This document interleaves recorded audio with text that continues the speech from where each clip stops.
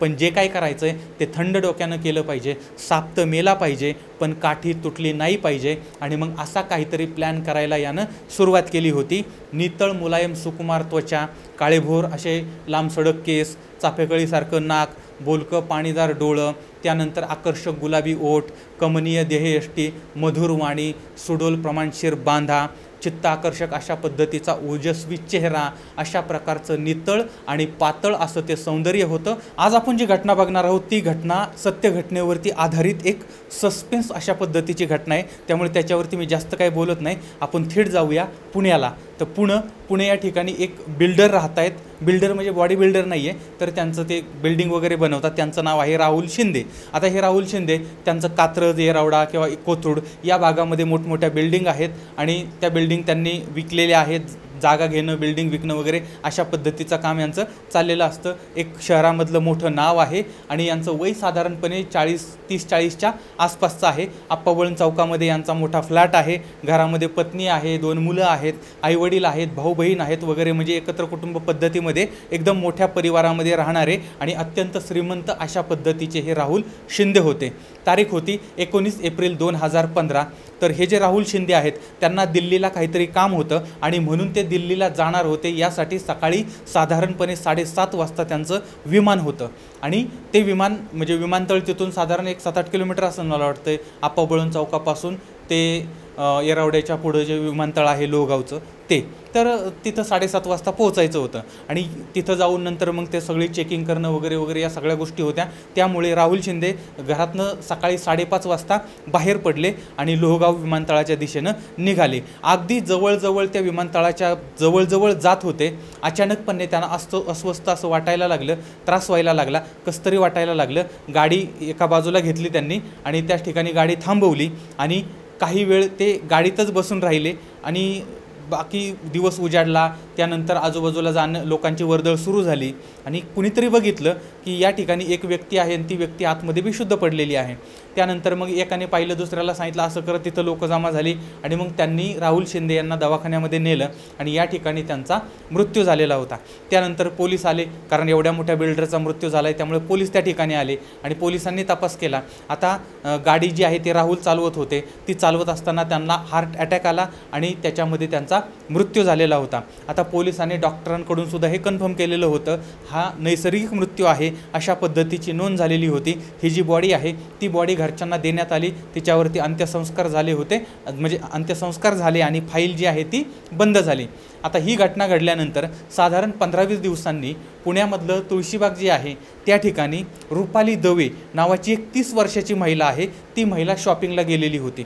आता आपल्याकडे असं म्हटलं जातं की बाबा पाण्यात गेलेल्या म्हशी आणि तुळशीबागेत गेलेल्या महिला ह्या लवकर बाहेर येत नाहीत. असो, तर ही म्हण आहे म्हणून आठवली म्हणून सांगितलं. तर ही जी महिला आहे ती महिला त्या शॉपिंगसाठी तुळशीबागेमध्ये गेलेली होती आणि अचानकपणे त्या महिलेला अस्वस्थ वाटायला लागलं आणि तिलाही त्रास व्हायला लागला, तिलाही अटॅक आला आणि त्याच्यामध्ये तिचा मृत्यू झाला. हार्ट अटॅकने तिचासुद्धा मृत्यू झाला. तिच्यावरती सुद्धा अंत्यसंस्कार झाले. तिचीसुद्धा फाईल बंद झाली कारण हा नैसर्गिक मृत्यू होता. आता यानंतर साधारण 1 महिन्यांनी सिंधुदुर्ग जिल्हा आहे त्या ठिकाणचं तहसीलदार कार्यालय आहे आणि त्या कार्यालयाच्या परिसरामध्ये एक 25 वर्षीय व्यक्ती जो आहे, एक तरुण आहे, त्या तरुणाचा मृतदेह सापडला. आता या तरुणाचं नाव होतं रमेश सरपोतदार आणि हा एक स्ट्रगलर ॲक्टर होता. त्यालासुद्धा अटॅक आलेला होता आणि त्याच्यातही त्याचा मृत्यू झालेला होता. सिंधुदुर्ग पोलिसांनी तपास केला होता आणि नैसर्गिक मृत्यू म्हणून याची नोंद करण्यात आली होती आणि त्या रमेशवरसुद्धा अंत्यसंस्कार झालेले आणि त्याची फाईलसुद्धा बंद झालेली होती. आणि यानंतर पुन्हा काही दिवसांनी पुणे जिल्ह्यामधलं केडगाव चौफुला आहे आणि या ठिकाणी एक कला केंद्र आहे आणि एक तमाशा केंद्र आहे. तर या ठिकाणी काम करणारी एक लावणी नृत्यांगना होती. तिचं नाव होतं सौंदर्या. ही नावाप्रमाणे देखणी आणि रूपवान होती. तिच्या लावणीवरती भले भले फिदा होते. आता ही जी लावणी सम्राज्ञी आहे तिचा एक कार्यक्रम होता आणि कार्यक्रमामध्ये म्हणजे कार्यक्रम चालू होता, ती स्टेजवरती नाचत होती आणि शेकडो लोक, हजारो लोक समोर ते पाहत होते आणि काही वेळातच कार्यक्रम झाल्यानंतर ती खाली उतरली. काही वेळातच तिला अस्वस्थ वाटायला लागलं आणि नंतर तिला अटॅक आला आणि त्याच्यामध्ये काही वेळातच, काही क्षणातच तिचा मृत्यू झाला होता. आता या ठिकाणी या लोकांचा मृत्यू झाला तो नैसर्गिक मृत्यू होता. पहिला मृत्यू झाला तो लोहगाव विमानतळावरती झाला, त्यानंतर दुसरा झाला तुळशीबागेत झाला, तिसरा झाला सिंधुदुर्गात झाला, चौथा झाला तो चौफुल्यावरती झाला. म्हणजे 4 मृत्यू जे झाले ते हार्ट अटॅकने झालेले होते, नैसर्गिक होते. आणि अशा पद्धतीचे मृत्यू म्हणजे अटॅक येऊन मरणं हे म्हणजे नैसर्गिक मृत्यू आहे, तो अनेक म्हणजे शहरामधले शेकडो लोक रोज मरत असतात. त्यामुळं कोणी कशाबद्दलही काही तक्रार झालेली नव्हती, कोणताही तपास झालेला नव्हता, कोणतंही FIR नोंदवलेलं नव्हतं. पण हे 4 मृत्यू नैसर्गिक नव्हते, ही एक हत्याकांडाची मालिका होती. या ठिकाणी एक बिल्डर, दुसरा ॲक्टर, तिसरी गृहिणी आणि चौथी नृत्यांगना यांची हत्या झालेली होती, यांचा मृत्यू झालेला होता. आता या मृत्यूचं रहस्य नक्की काय होतं, यांच्या सगळ्या एकमेकांचा काही संबंध होता का? आता डॉक्टरांनी पण कन्फर्म केलेलं होतं, पोलिसांनाही वाटत होतं, घरच्यांनीसुद्धा मान्य केलेलं होतं आणि सगळ्या जगालाच असं वाटत होतं की हे नैसर्गिक मृत्यू आहेत. पाठीमागच्या वर्षभरापासून हे सगळं मृत्यूचं तांडव चाललेलं होतं. आणि याच काळामध्ये म्हणजे हे सगळं प्रकरण चाललेलं असतानाच कोरेगाव पार्क पुण्यामधला जो भाग आहे, अत्यंत आलिशान अशा पद्धतीचा भाग आहे, त्या भागामध्ये तात्यासाहेब सरपोतदार यांचा बंगला आहे. आता तात्यासाहेबांचं वय साधारणपणे 50-55च्या आसपास आहे आणि हे सुद्धा पुण्यातले एक नामवंत व्यक्ती आहेत, राजकारणी आहेत, श्रीमंत व्यक्ती आहेत, प्रचंड पैसा आहे, दबदबा आहे त्यांचा आणि सामाजिक, आर्थिक, सांस्कृतिक वगैरे वगैरे क्षेत्रामध्ये सुद्धा त्यांचं म्हणजे एक नाव आहे, वर्चस्व त्यांचं आहे. आता एक दिवस हे तात्यासाहेबसुद्धा आजारी पडले होते, त्यांनासुद्धा अस्वस्थ वाटायला लागलेलं होतं आणि आपल्याला अटॅक येतोय की काय असं वाटत होतं. आणि त्यामुळे त्यांच्या घरामध्ये जे नोकर होते त्या नोकरांनी त्यांना तात्काळ दवाखान्यामध्ये दाखल केलं आणि डॉक्टरांनी त्यांच्यावरती उपचार करायला सुरुवात केली. आता एका बाजूला त्यांच्यावरती हे उपचार चालू होते, त्याच वेळेस त्या ठिकाणी एक अघटित घटना घडली. तात्यासाहेबांच्या घरामध्ये चोरी झालेली होती. आता त्यांचे दागिने आणि कॅश चोरीला गेली होती. घरातल्या नोकरांनी पोलिसांना बोलवलं आणि घरामधलं कपाट जे आहे ते कपाट तोडण्यात आलेलं होतं, दरवाजा तोडण्यात आलेलं म्हणजे दरवाजा उघडण्यात आलेलं होतं पण कपाट तोडण्यात आलेलं होतं. अत्यंत शिताफीनं चोरी करण्यात आलेली होती आणि तिकडं तात्यासाहेब दवाखान्यामध्ये असताना इकडं घरामध्ये चोरी झाली. आता ही बातमी तात्यांना या मंडळींनी, घरातल्या नोकरांनी कळवली नाही, सांगितली नाही. कारण विषय असा होता की जर तात्या तर अगोदरच आजारी आहेत आणि त्यांना जर आपण सांगितलं की घरामध्ये चोरी झाली तर अजून त्यांना त्रास व्हायचा. त्यामुळे विश्वासू नोकरांनी ही गोष्ट त्यांना सांगितली नाही आणि इकडं पोलिसांनी या चोरीच्या तपासाला सुरुवात केली होती. आता ही सगळी एका बाजूला तात्या दवाखान्यात, दुसऱ्या बाजूला हे सगळं चाललेलं आहे आणि तात्यांची काळजी इकडं घेतली जाते आहे. आणि पोलिसांनी काय केलं, हे तपास करत असताना घरामधले जे CCTV फुटेज होते ते फुटेज तपासले होते. त्यावेळेस 3 लोक घरामध्ये चोरी करताना किंवा घराकडे येताना दिसत होती. आता पोलिसांनी मग ह्यांचे जे फुटेज होते ते फुटेज नोकरांना दाखवले. त्यावेळेस या चोरांना त्या नोकरांनी ओळखलं. त्यांनी सांगितलं की याच्यातला एक होता तो बालाजी, त्याचं वय होतं साधारण 30 वर्षाचं आणि हा तात्यासाहेबांचा ड्रायव्हर होता. आता या बालाजीनं स्वतःच्या तोंडावरती मास्क वगैरे लावलेला होता आणि जरी मास्क लावलेला असला तरी पण हा जो म्हणजे ड्रायव्हर आहे तो जरा थोडासा फेगडत चालायचा. त्याच्या चालीवरून यांच्या लोकांनी ओळखलं की हा आपला बालाजी दिसतोय आणि मग पोलिसांनी त्या बालाजीला ताब्यात घेतलं आणि मग त्याला पुणेरी भाषेमध्ये कोल्हापूर पद्धतीनं सोलापुरी दणका दिला, त्याचा मनका ढिल्ला केला आणि मग तो पोपटासारखा बोलायला लागलेला आहे. आता हा बालाजी आणि त्याचा दुसरा एक मित्र मुरगन, आता हे दोघंही तात्यासाहेबांकडे ड्रायव्हर म्हणून काम करत होते आणि त्यामुळे तात्यासाहेबांकडे घरी येणं जाणं असायचं. आणि यावेळेस तात्यासाहेबांच्या कपाटामध्ये लाखो रुपयांची कॅश आणि दागिने आहेत याची त्यांना खात्री पटली होती, माहिती होतं आणि यावरती डल्ला मारायचं त्यांनी ठरवलेलं होतं. आता या दोघांचा एक मित्र होता, एक इंजिनियर मित्र होता आणि हा इंजिनियर प्रचंड हुशार होता आणि त्याचं शिक्षण वगैरे पूर्ण झालं होतं पण सध्या तो घरी बेकारच होता आणि इंजिनियर लोकांची अवस्था काय आहे हे आपल्या सगळ्यांना माहिती आहे. त्यामुळे या इंजिनियरनं आणि या 2 ड्रायव्हरनी यांनी मिळून या चोरीचा प्लॅन केलेला आहे.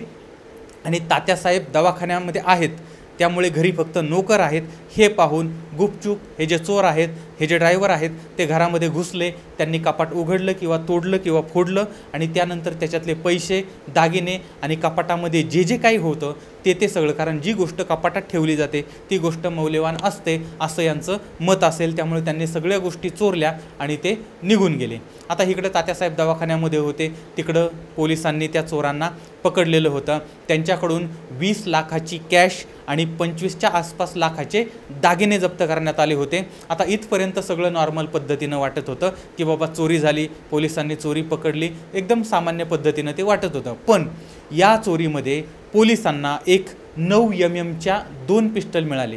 म्हणजे त्यांच्या कपाटामध्ये 2 पिस्टल ठेवलेले होते. आता तात्यासाहेबांच्या घरामध्ये 2 पिस्टल मिळाले असं वाटत होतं की तात्यासाहेब मोठी व्यक्ती आहे, त्यामुळे कदाचित त्यांनी स्वतःच्या रक्षणासाठी संरक्षणासाठी हे पिस्टल घेतले असतील. आणि या चोरीमध्ये अजून एक अत्यंत महत्त्वाची अशी गोष्ट सापडली होती आणि ज्यामुळे पोलिसांच्या पायाखालची वाळू सरकलेली होती, डोळ्यावरती विश्वास बसत नव्हता. या चोरीमध्ये या चोरांनी सगळं कपाट साफ केलं होतं. यात पैसे होते, दागिने होते, पिस्टल होतं, पण या सगळ्यांपेक्षाही भयंकर अशा पद्धतीचं होतं 1 किलो पोटॅशियम सायनाईड. जे सायनाईड एक कण जरी माणसाच्या शरीरात गेला तरीही त्याचा मृत्यू होतो, असं हे भयंकर विष या ठिकाणी सापडलेलं होतं. आणि मुळामध्ये ही जी चोर मंडळी होती ती चोर मंडळी ही भुरटी चोर मंडळी होती आणि त्यामुळे त्यांना हे सायनाईड म्हणजे आपण कसलं घातक पदार्थ आपण चोरतो आहोत याची काही कल्पना त्यांना नव्हती आणि आपण कशाची चोरी केली वगैरे या काहीच त्यांना कळलं नाही. आणि हे सायनाईड ज्यावेळेस पोलिसांनी पाहिलं त्यावेळेस मात्र पोलिसांना माहीत होतं की सायनाईड नक्की काय असतं आणि त्याने काय होतं. त्यामुळे मग पोलिसांचा तात्यासाहेबावरती संशय आला, या माणसानं हे सायनाईड एवढ्या मोठ्या प्रमाणात कशासाठी आणलेलं होतं आणि त्यानं हे कुणासाठी वापरलं होतं. पोलिसांनी तात्यासाहेबाची चौकशी करायला सुरुवात केली. त्यावेळेस पोलिसांनी अजून एक प्लॅन केला की आत्ता तात्यासाहेब तर दवाखान्यामध्ये आहे ना, तात्यासाहेबाला ही गोष्ट कळून द्यायची नाही. आणि पोलिसांनी तात्यासाहेबाच्या घरी जे नोकर होते त्या नोकरांकडे चौकशी केली. यावेळेस त्यांना कळलं की तात्यासाहेब जे आहेत ते सध्या घरी फक्त एकटेच राहतात. एवढा मोठा बंगला आहे त्यांचा, पण त्या बंगल्यामध्ये एकटेच राहतात. त्यांच्याबरोबर फक्त नोकर चाकर असतात. त्यांची बायको, मुलं बाळं, भाऊ बहीण यांच्याबद्दल ज्यावेळेस पोलिसांनी माहिती काढली त्यावेळेस त्यांना कळलं की यांची जी म्हणजे आईवडील वगैरे तर नव्हते आणि भाऊचा मृत्यू झाला होता आणि त्यांची पत्नी जी आहे ती पुण्यामध्ये नारायण पेठेमध्ये राहत होती आणि तिचं नाव आहे रुपाली दवे. आता त्यानंतर मग पोलीस जे आहेत ते त्या रुपाली दवेच्या म्हणजे नारायण पेठेमध्ये गेले आणि तिथं तिच्याबद्दल माहिती काढली. आता कसं होतं की हिचा मृत्यू झाला आहे पण त्याची FIR वगैरे नोंदवलेली नव्हती, त्यामुळे ती गोष्ट पोलिसांना माहीत नव्हती आणि त्यामुळे मग त्या पोलिसांना तिथं गेल्यावर कळलं की रुपाली दवेचा हार्ट अटॅकने मृत्यू झालेला आहे. आता पोलीस ज्यावेळेस त्या नारायण पेठेमध्ये तिथं गेल्यानंतर ही सगळी माहिती त्यांना कळली आणि तुळशीबागेमध्ये तिला अस्वस्थ वाटायला लागलं वगैरे हे सगळं प्रकरण त्यांच्या समोर आलेलं होतं. आता पोलिसांच्या समोर प्रश्न होता की तात्यासाहेबांचं वय होतं 50-55 वर्षाचं आणि ही जी रुपाली आहे तिचं वय साधारणपणे 25-30च्या दरम्यान होतं. आणि मग आता लग्नाला मुली मिळत नाहीत आणि त्यामुळे हिचं वय 25-30 वर्षाचं, त्याचं 50 म्हणजे डबल वयाचा हा. याच्याबरोबर ती हिनं लग्न कसं काय केलं आणि यांच्यामध्ये मग एकतर लग्न केलं कसं, दुसरी गोष्ट मग लग्न केलं तर मग यांच्यामध्ये हे दुरावा निर्माण झाला कसा आणि ही इकडे राहायला आली कशी, याच्याबद्दल त्या पोलिसांनी अधिक माहिती काढली. त्यावेळेस कळलं की तात्यासाहेबांची ही पहिली बायको नाही आहे, ती दुसरी बायको आहे. त्यांची पहिली बायको जी आहे ती आजारी होती आणि तिच्या आजारपणामध्ये तिचा सांभाळ करण्यासाठी रुपालीला यांनी ठेवलेलं होतं. आणि यावेळेस तात्यासाहेब आणि रुपाली यांच्यामध्ये जवळीक निर्माण झाली आणि तात्यासाहेब वयाने 20 वर्षांनी 25 वर्षांनी मोठे होते, पण सगळ्यात महत्त्वाची गोष्ट आहे ते करोडोंचे मालक होते, चांगला बंगला होता, नोकरचाकर होते, सगळं काही सुस्थितीत होतं. आणि त्यामुळे या दोघांच्यामध्ये मग प्रेम प्रकरण सुरू झालं, संबंध सुरू झाले आणि मग तात्यांची जी आजारी बायको आहे ती स्वर्गवासी झाली आणि रुपालीनं तात्यांबरोबर ती लग्न केलं. लग्न झाल्यानंतर पुढच्या काही महिन्यामध्येच या दोघांचंही लग्न मोडलं आणि रुपाली नारायण पेठेमध्ये परत राहायला आली होती. तर अशा पद्धतीची माहिती जी आहे ती पोलिसांना यांच्या लग्नाबद्दल मिळाली होती. आता यांच्यामध्ये भांडण का झालेलं होतं आता याबद्दल मात्र पोलिसांना समजलेलं नव्हतं. मग म्हणून पोलिसांनी अधिक माहिती काढली, कारण काही गोष्टी आतल्या असतात, त्या आतल्या काढण्यासाठी आतल्या गोटामध्ये शिरावं लागतं. त्या पद्धतीनं पोलिसांनी माहिती काढली आणि ती माहिती कोण देऊ शकतं, एक तर भावकीतली मंडळी, कारण ती काड्या करण्यासाठी उपस्थित असतातच, नाहीतर पाहुणे रावळे नाही तर शेजारी पाजारी, त्यांना दुसऱ्याच्या घरात स्वतःच्या घरापेक्षा दुसऱ्याच्या घरात काय चालतं हे जास्त बघायला आवडतं. अशा शेजाऱ्या पाजाऱ्यांकडे पोलिसांनी चौकशी केली. त्यावेळेस मग पोलिसांना समजलं की या रुपालीचं राहुल शिंदे नावाचा एक बिल्डर होता, म्हणजे बिल्डर आहे, त्याच्याबरोबर ती अफेअर आहे. आता म्हणजे अफेअर होता, आता हिथं गेलेली आहे. मग पोलिसांनी त्या राहुल शिंदेची माहिती घेतली तर त्यांना कळलं की हा जो आहे तो लोहगाव विमानतळाकडे जात होता, त्यावेळेस त्याला अटॅकचा झटका आला आणि त्याच्यामध्ये त्याचा मृत्यू झाला. आता पोलिसांच्या समोर हे एक कोडं होतं की रुपाली आणि राहुल दोघंही ठणठणठणीत होते. दोघांचंही वय साधारणपणे 30, 35, 40च्या आसपासचं होतं. दोघंही एकदम असे चांगले असताना अचानकपणे त्यांना अटॅक कसा काय आला आणि त्यांचा मृत्यू कसा काय झाला, तोही घराच्या बाहेर झाला आणि 4 चौघामध्ये झाला आणि दोघांचाही मृत्यू सारख्याच पद्धतीनं झाला, हे कसं काय शक्य आहे. आणि त्यामुळे मग पोलिसांनी थोडी मला शंका वाटायला लागली आणि मग अजून तपासाला सुरुवात केली. आता यावेळेस अजून एक माहिती समोर आली की तात्यासाहेबांचा एक भाऊ आहे, म्हणजे भाऊ होता, त्याचं नाव आहे रमेश सरपोतदार. हा ॲक्टर होता आणि एकदा सिंधुदुर्गामध्ये गेला होता आणि त्यावेळेस त्यालासुद्धा अशा पद्धतीचा झटका आला आणि त्याचाही मृत्यू झाला होता. आता या ठिकाणी 3 मृत्यू झाले होते आणि 3ही अशा पद्धतीनं गेलेले होते. आता ह्या 3ही मृत्यूमध्ये सारखीच गोष्ट होती, ती म्हणजे ह्यांचं ठिकाणं वेगळं असतील, तारखा वेगळ्या असतील, पण तात्यासाहेब हा एक दुवा यांना जोडत होता. आणि एका बाजूला तात्यासाहेबांवरती संशय होता, दुसऱ्या बाजूला सायनाईड सापडलेलं होतं आणि त्यामुळे मग ह्यामध्ये त्या तात्याचा काय हात होता का याबद्दल पोलिसांना खात्री वाटायला लागली होती. आणि मग पोलिसांनी पुन्हा एकदा त्या नोकर चाकरांकडे किंवा तिथल्यांचे जे ड्रायव्हर होते किंवा पोलिसांनी जे 2 ड्रायव्हर चोरांना पकडलं होतं त्यांच्याकडून कसून माहिती घेतली. त्यावेळेस अजून एक धक्कादायक बाब समोर आली, ती म्हणजे तात्यासाहेबांनी एक लाडाची लाडकी ठेवलेली होती, म्हणजे तिचं नाव होतं सौंदर्या. ती चौफुल्यावरची होती आणि हिच्या प्रेमामध्ये तात्यासाहेब अगदी गुरफटून वगैरे गेलेला होता. आणि अनेकदा या सौंदर्याला आणि तात्यासाहेबाला या ड्रायव्हरांनी कुठं कुठं फिरवलेलं होतं आणि कुठं कुठं त्यांना घेऊन गेलेले होते. आता पोलिसांना वाटलं की या सौंदर्याकडून आपल्याला अधिक माहिती मिळेल आणि म्हणून पोलीस चौफुल्याच्या बारीला म्हणजे चौकशीला त्या ठिकाणी गेले. त्या ठिकाणी गेल्यानंतर कळलं की सौंदर्याचा सुद्धा असाच मृत्यू झालेला आहे. जसा मृत्यू तात्यासाहेबांच्या भावाचा झाला, बायकोचा झाला, प्रियकराचा झाला, तसाच मृत्यू या सौंदर्याचा सुद्धा झालेला होता. आणि आता पोलीस तात्यासाहेब बरे होण्याची वाट पाहत होते, कारण त्यांना 100% खात्री होती की या सगळ्याच्या पाठीमागं तात्यासाहेबच असणार आहे. पण हा माणूस दवाखान्यामध्ये होता, पोलीस त्यांच्यावरती जबरदस्ती करू शकत नव्हते आणि दिवस मात्र निघून जात होते. आणि यावेळेस मग पोलिसांच्या मनात शंका आली की हा बाबा जर आजारी पडलाय तर इतक्या दिवस तो ICU मध्ये आहे, इतक्या दिवस तो पोलिसांशी बोलू शकत नाही का. आणि म्हणून पोलिसांनी डॉक्टरांशी संपर्क साधला आणि त्यांना विश्वासात घेतलं. त्यावेळेस त्या डॉक्टरांनी सांगितलं की तात्यासाहेबांनी सुरुवातीला आजारी होते, पण ज्यावेळेस त्यांना कळलं की त्यांच्या घरात चोरी झालेली आहे त्यावेळेस मात्र ते बरे झाले होते आजारातनं. तरी पण त्यांनी सांगितलं की मला ICU मध्येच ठेवा आणि याच ठिकाणी मी राहतो आणि हे बाहेर पोलिसांना कळून देऊ नका आणि मी त्यांच्याशी बोलू शकत नाही असं त्यांना सांगा. आता दवाखान्याला चांगला पैसा मिळत होता, त्यामुळे दवाखान्यात डॉक्टरांनी ते पोलिसांना सांगितलेलं होतं. पण पोलिसांना ही बाब डॉक्टरांनीच सांगितली की हा अशा पद्धतीनं खोटं करायला बोलायला आम्हाला लावतो आहे. आणि त्यानंतर मात्र मग पोलिसांनी अत्यंत कडक पावलं त्या तात्यासाहेबाच्या विरोधात उचलली, त्याला मग बाहेर काढला आणि नको त्या ठिकाणी त्याला इंजेक्शनं दिली आणि तात्यासाहेब पोपटासारखा बोलायला लागला. आपण ज्या व्यक्तीला पीडित समजत होतो, आपण ज्या व्यक्तीला आजारी समजत होतो, त्याला समाजसेवक, राजकारणी, चांगला माणूस समजत होतो, तो किती हलकट आणि नीच वृत्तीचा, खालच्या पातळीवरचा सिरियल किलर होता हे जगाच्या समोर आलेलं होतं.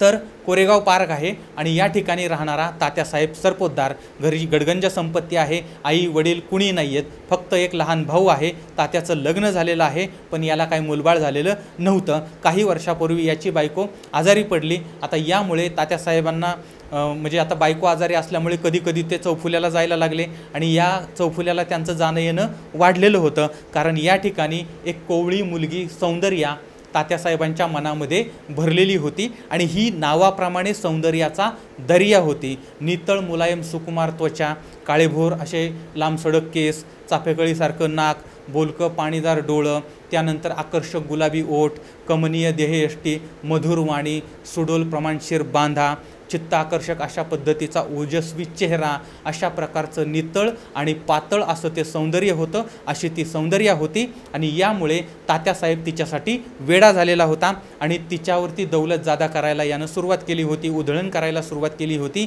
एका बाजूला घुंगराच्या तालावरती इश्काचा तमाशा चालू झालेला होता आणि दुसऱ्या बाजूला बायको मृत्यूशय्येवर पडली होती. तिचा सांभाळ करायला, देखभाल करायला एक तरुणी ठेवलेली होती रुपाली.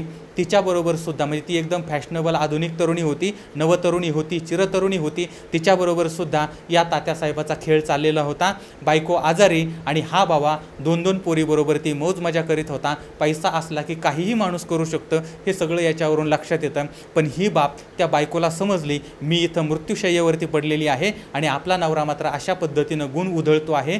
तिला याचा धक्का बसला, त्या धक्क्यामध्ये तिचा मृत्यू झाला. पण तिच्या मृत्यूमुळं तात्यासाहेबाला फायदा झाला, त्याला रान मोकळं झालं आणि त्यानं रुपालीबरोबर ती लग्न केलं, म्हणजे खुलेआम संबंध ठेवायला सुरुवात केली आणि नंतर त्या दोघांनी लग्न केलं. आता यांच्या लग्नाला साधारणपणे एक 5-6 महिने झाले होते आणि तात्यासाहेबांनी काहीतरी दिल्लीला त्यांचं काम होतं, त्यासाठी ते दिल्लीला गेले, म्हणजे काही दिवसासाठी, आठवड्यासाठी गेलेले होते. 1 आठवड्याने येणार होते, पण त्यांचं काम 3-4 दिवसामध्ये उरकलं आणि ते अचानकपणे घरी आले. आता घरी आले तर येताना त्यांनी विचार केला की आपण आपल्या बायकोला सरप्राईज देऊया आणि म्हणून ते गुपचूप घरामध्ये शिरणार, म्हणजे कोणाला नकळत ते घरामध्ये आले, बेडरूममध्ये शिरणार. एवढ्यात त्यांच्या घरातनं, बेडरूममधून हसण्याचा, खिदळण्याचा आवाज यायला लागला आणि म्हणून त्या तात्यासाहेबांनी बघितलं, चोरून लपून खिडकीतून किंवा कुठल्या तरी गल्लीबोळातनं बघितलं असेल. त्यावेळेस त्यानं पाहिलं की त्याचा धाकटा भाऊ रमेश आणि त्याची म्हणजे ह्याची बायको आणि धाकटा भाऊ हे दोघंही कामदेव बाबांची आसनं करीत होती. आता हे पाहिल्यानंतर तात्यासाहेबाच्या तळपायाची आग मस्तकात गेलेली आहे, प्रचंड राग आलेला आहे आणि त्याच्या कपाळामध्ये दगडच नाही, दगडगोटं सगळं गेलेलं होतं. पण एवढा राग आला, पण हा माणूस राजकारणी होता. यानं विचार केला, रागाच्या भरामध्ये मी काहीतरी करायचो, रागाच्या भरात मी जर काही लफडं केलं तर नंतर माझ्याच गळ्यामध्ये पडायचं, त्याच्यापेक्षा आपण शांतपणे पावलं उचलूया. आणि हा जो तात्यासाहेब आहे तो त्याच पावली माघारी फिरला, दुसरीकडे मुक्काम केला. नंतर मग घरी फोन केला की माझं काम झालेलं आहे, मी घरी येतोय, आणि काहीच झालं नाही असं समजून तो घरी आला. आता हे तात्यासाहेबाला तर यांचं लफडं कळलं होतं, बायकोचं आणि भावाचं यांचं लफडं कळलेलं, आणि त्यामुळे मग यानं काय केलं, त्या रुपालीवरती लक्ष ठेवण्यासाठी एक डिटेक्टिव्ह हायर केला होता. आणि आता तो डिटेक्टिव्ह हा सगळी माहिती ही तात्यासाहेबाला देत होता. त्यानं व्हिडिओ दिले होते, ऑडिओ दिले होते, आणि याच्यामधून अजून एक धक्कादायक बाब ही तात्यासाहेबांना समजली की या रुपालीचं लग्नाच्या अगोदर राहुल शिंदे याच्याबरोबर ती संबंध होते, पण तिनं केवळ पैसा पाहून तात्यासाहेबाबरोबर लग्न केलं होतं आणि लग्नानंतरसुद्धा त्या राहुलबरोबर ती संबंध चालू होते. म्हणजे फक्त तात्यासाहेबाचा पैशासाठी वापर करून घेत होती आणि बाकी सगळे संबंध त्या राहुलबरोबर ती होते. आणि हे दोघंही मिळून तात्यासाहेबांना कायमचं हटवण्याचा प्लॅन करत होते. आणि दुसऱ्या बाजूला तिच्या दिराबरोबरसुद्धा संबंध होते. आता हे सगळं पाहिल्यानंतर मात्र तात्यासाहेब एकदम पिसाळलेले होते. पण जे काय करायचं आहे ते थंड डोक्यानं केलं पाहिजे. साप तर मेला पाहिजे, पण काठी तुटली नाही पाहिजे. आणि मग असा काहीतरी प्लॅन करायला यानं सुरुवात केली होती. त्याच्यामध्ये बायको, तिचा प्रियकर आणि सख्खा भाऊ हे तिघंही संपवायचे, त्यांची हत्या करायची. पण ही हत्या झाली असं कोणालाही वाटलं नाही पाहिजे आणि आपल्यावर कुणाचा संशय नाही आला पाहिजे आणि वाटेतले काटे दूर झाले पाहिजे. आणि यासाठी तात्यासाहेबांनी शोधायला सुरुवात केली, असं काय करता येईल, असा काय प्लॅन करता येईल. आणि त्यानं एक चित्रपट पाहिला. त्या चित्रपटाचं नाव होतं silenced, Georgie Marco and umbrella murder. आता या चित्रपटामध्ये जी पद्धत वापरली होती तीच पद्धत वापरायची आणि या हत्या करायच्या असं यानं ठरवलेलं होतं. आता हा चित्रपट एका सत्य घटनेवरती आधारित होता आणि ती सत्य घटना नक्की काय होती ती घटना, आणि याच घटनेवरती आधारित भारतामध्ये 2 हत्याकांड घडलेली होती. एक घडलं होतं दिल्लीमध्ये आणि दुसरं घडलं होतं तमिळनाडूमध्ये. तर हे सगळं एका वेगळ्या भागामध्ये आपण, हे तिन्ही गोष्टी ज्या आहेत ते एका वेगळ्या भागामध्ये आपण पाहणार आहोत. तर यासाठी एक स्वतंत्र व्हिडिओ आपण त्यासाठी बनवूया. तर आता या तिघांची हत्या करायचं तात्यासाहेबांनी ठरवलेलं आहे आणि यासाठी त्यानं 2 पिस्टल विकत घेतली. पण हे पिस्टल स्वसंरक्षणासाठी होतं. आणि नंतर त्यानं 1 किलो पोटॅशियम सायनाईड विकत घेतलेलं होतं आणि याच्यासाठी लाखो रुपये खर्च केलेले होते. आता हे जे सायनाईड आहे हे एका पिनला लावायचं आणि ती पिन नकळतपणे या तिघांच्या मांडीला टोचायची किंवा ज्या ठिकाणी टोचता येईल त्या ठिकाणी टोचायची आणि यांचा खेळ खल्लास अशा पद्धतीचा याचा प्लॅन होता. पण हे सगळं करणार कोण? कारण स्वतः तात्यासाहेब हे असं करू शकत नव्हते, कारण हे तिघही यांच्या ओळखीचे होते, त्यामुळे यांचा भांडाफोड होऊ शकत होता आणि तात्यासाहेबांना तर असं करणं शक्य नव्हतं. मग यांच्यासमोर एक विश्वासू नाव आलं होतं आणि ते होतं सौंदर्या. कारण हिला कुणीही ओळखत नव्हतं. म्हणजे ती जरी नृत्यांगना होती तरी पण नृत्यांगनेला मेकअप केल्यानंतरच लोक ओळखतात. ज्यावेळेस म्हणजे नृत्य नसेल त्यावेळेस मात्र ती म्हणजे सर्वसामान्य वेळेस तिला कोणी ओळखू शकत नाही आणि इतकी पण ती काही प्रसिद्ध नव्हती. त्यामुळे हिचा वापर करायचा असं तात्यासाहेबांनी ठरवलं होतं आणि त्या पद्धतीनं मग ते आता तिला भेटलेले आहेत आणि तिला सांगितलं की तुला मी लाखो रुपये देतो, पण तू फक्त एकच काम करायचं, ही सुई जी आहे ती फक्त 3 जणांना टोचायची आणि 10 लाख रुपये तू घेऊन जायचे. आता फक्त सुई टोचायचं, 10 लाख रुपये घेऊन जायचं, 3 सुया टोचायच्या आणि 10 लाख रुपये घेऊन जायचं. आता हे टार्गेट होतं, त्यामुळे हे डील ठरलं आणि त्यामुळे पहिलं टार्गेट होतं राहुल शिंदे. आता हा जो राहुल शिंदे आहे याच्याबरोबर सौंदर्यानं अगोदर मग ओळख वाढवायला सुरुवात केली आणि हिची जी अदा आहेत, आता ही अगोदरच म्हणजे तिला ॲक्टिंग वगैरे येत होतं, त्यामुळे तिच्या अदांनी हा जो राहुल आहे तो घायाळ झाला. राहुल हिच्यासाठी पण दिवाना झाला आणि आता इतक्या जवळचे त्यांचे संबंध निर्माण झाले आणि हिला घेऊन आता तो विमानानं दिल्लीला किंवा कुठेतरी जाणार होता आणि त्यावेळेस मग ही शिवाजीनगरला येऊन थांबली. म्हणजे 5:30 वाजता तो घरातनं बाहेर पडला. त्यानंतर त्याला हिला घ्यायचं होतं, सौंदर्याला घ्यायचं आणि तिला घेऊन म्हणजे ती शिवाजीनगरला थांबणार आणि तिला घेऊन मग हा त्या विमानतळावरती जाणार होता. आणि त्या पद्धतीनं राहुलची गाडी आली, ही त्या गाडीमध्ये बसली. गाडी लोहगावच्या दिशेनं निघाली होती आणि वाटेमध्ये एका निर्मनुष्य ठिकाणी गाडी त्यांनी बाजूला घेतली आणि मग त्या दोघांनी एकमेकांबरोबर ते अगदी जवळीक साधायला सुरुवात केली. आता यावेळेस या सौंदर्यानं सायनाईडची जी सुई आहे ती सुई त्या राहुलला टोचली. आता टोचल्याबरोबर त्याला चुन्न असं झालं, मुंगी चावल्याचा भास झाला. पण आता हा गडी रोमॅन्टिक झाला होता, इश्काच्या धुंदीमध्ये होता आणि त्यामुळे त्यानं या गोष्टीकडे लक्ष दिलं नाही आणि काही वेळातच त्याला अस्वस्थ वाटायला लागलं आणि त्याला अस्वस्थ वाटायला लागले हे त्या सौंदर्यानं पाहिलं आणि तिला आता लक्षात आलं की याचा खेळ संपतोय आता आणि त्याच्यानंतर ती तिथून निसटली आणि त्या गाडीमध्ये राहुलचा मृत्यू झाला.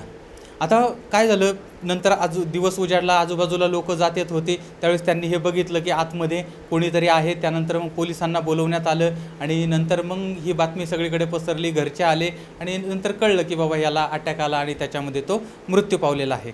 पण ही जी बातमी आहे की राहुलचा मृत्यू झाला आहे ही बातमी रुपालीला समजली. आता रुपालीला कळल्यानंतर काहीतरी कारण तिनं सांगितलं नवऱ्याला आणि त्यानंतर ती राहुलला भेटण्यास म्हणजे राहुलच्या मैतीला ती आलेली आहे. आता काही दिवसांसाठी ती माहेरी राहिली. आता वास्तविक पाहता तात्यासाहेबांना हे सगळं पाहिजेच होतं किंवा त्याला हवंच होतं की हिनं तिकडं गेलं पाहिजे. आता त्यानंतर यानं टार्गेट केली होती रुपाली. पहिलं टार्गेट होता राहुल शिंदे, दुसरे टार्गेट होती रुपाली म्हणजे याची बायको. आणि यानं त्या बायकोसाठी म्हणजे त्या रुपालीसाठी जो डिटेक्टिव्ह नेमलेला होता तो डिटेक्टिव्ह हिच्यावर लक्ष ठेवत होता, हिच्याकडून माहिती घेत होता आणि ती माहिती तात्यासाहेबांना सांगत होता आणि तात्यासाहेब ती माहिती सौंदर्याला सांगत होते आणि सौंदर्या त्या पद्धतीनं जुळणी करत होती. आणि एक दिवस कळलं की रुपाली तुळशीबागेमध्ये गेलेली आहे. आता ही माहिती कळल्याबरोबर ती सौंदर्यासुद्धा त्या तुळशीबागेमध्ये पोहोचली, रुपालीच्या मागे मागे जायला लागली आणि गर्दीच्या ठिकाणी तिनं तिला सुई टोचली. त्यानंतर आता ह्या रुपालीला पोटाला सुई टोचली, तिला काहीतरी चावल्यासारखा भास झाला, पण गर्दी होती आणि काहीतरी टोचलं असेल असं तिला वाटलं. पण काही वेळातच त्या रुपालीला कसतरी व्हायला लागलं आणि त्याच्यामध्ये तिचा मृत्यू झाला. अशा प्रकारे या 2 हत्या झालेल्या होत्या. आता पुढचं टार्गेट होता धाकटा भाऊ रमेश.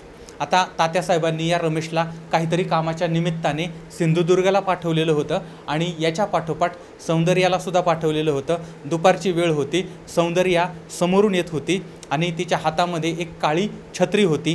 त्या छत्रीच्या वरच्या टोकाला एक सुई लावलेली होती आणि त्या सुईला सायनाईड लावलेलं होतं. रमेश आणि सौंदर्या यांची यामध्ये धडक होते आणि काही काळाच्या आत ती जी छत्री आहे ती छत्री म्हणजे तिचं पुढचं टोक जे आहे ते त्या रमेशला टोचलं जातं आणि याच्यामध्येच मग रमेशचा मृत्यू होतो. अशा पद्धतीनं तात्यासाहेबांच्या वाटेमधले 3 काटे दूर झालेले होते आणि आता तात्यासाहेब आणि सौंदर्या यांच्यामध्ये अजून जास्त जवळीक निर्माण झालेली होती आणि तिचं बंगल्यावरती येणं जाणं सतत वाढलेलं होतं. आणि तात्यासाहेब हे निळूभाऊंचे भक्त होते, त्यामुळे बाई वाड्यावरती या मंत्राचा जप ते सारखे करत राहायचे आणि बाई वाड्यावरती येत होत्या. असं अनेक महिने चाललेलं होतं आणि एक दिवस या सौंदर्यानं तात्यासाहेबांना सांगितलं की मी तुमच्यासाठी एवढं मोठं काम केलेलं आहे, तुमच्याबरोबर ती संबंध पण ठेवलेले आहेत, तुमच्यासाठी 3 खून केलेले आहेत, मग आता तुम्ही माझ्याबरोबर ती लग्न करा.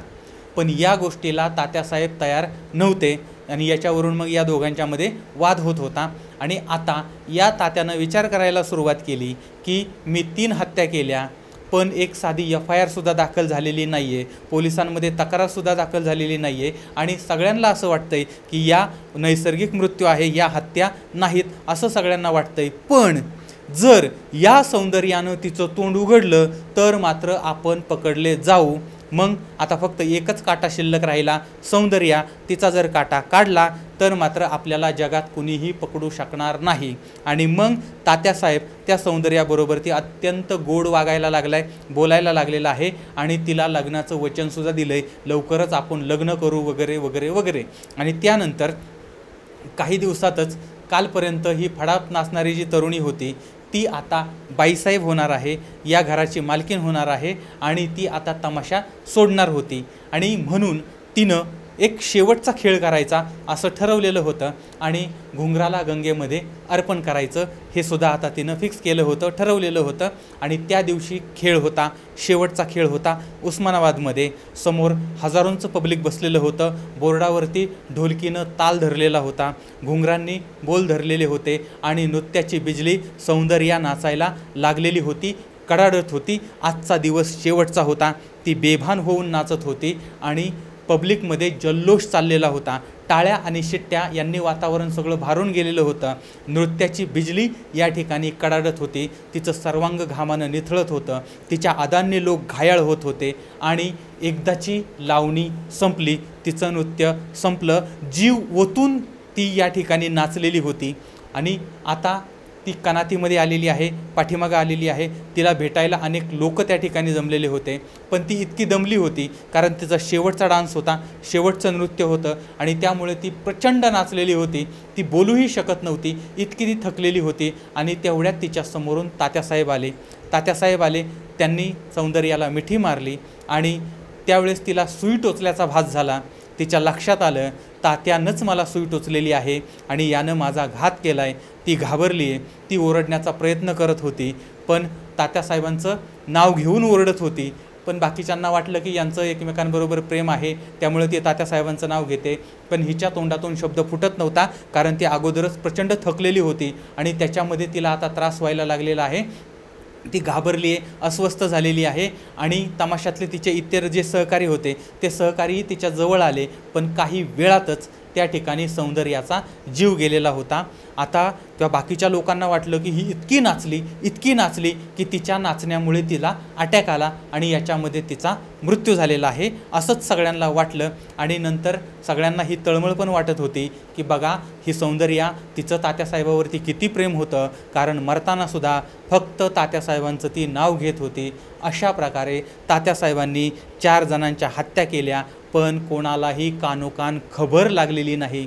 पण नशिबाचा फेरा बघा, यांच्या ड्रायव्हरांना चोरीची बुद्धी झाली आणि यांनी पैशाबरोबर ती सायनाईडसुद्धा चोरलेलं होतं आणि नंतर हे सगळं प्रकरण समोर आलेलं होतं। ज्याच्या त्याच्या कर्माची त्याला फळं मिळत असतात। ज्यांची नीतिमत्ता चांगली नाही ते स्वतः खोदलेल्या खड्ड्यामध्ये जाऊन पडत असतात। थोडक्यात काय, जगी जीवनाचे सार घ्यावे जाणून सत्वर, जैसे ज्याचे कर्म तैसे फळ देतो रे ईश्वर।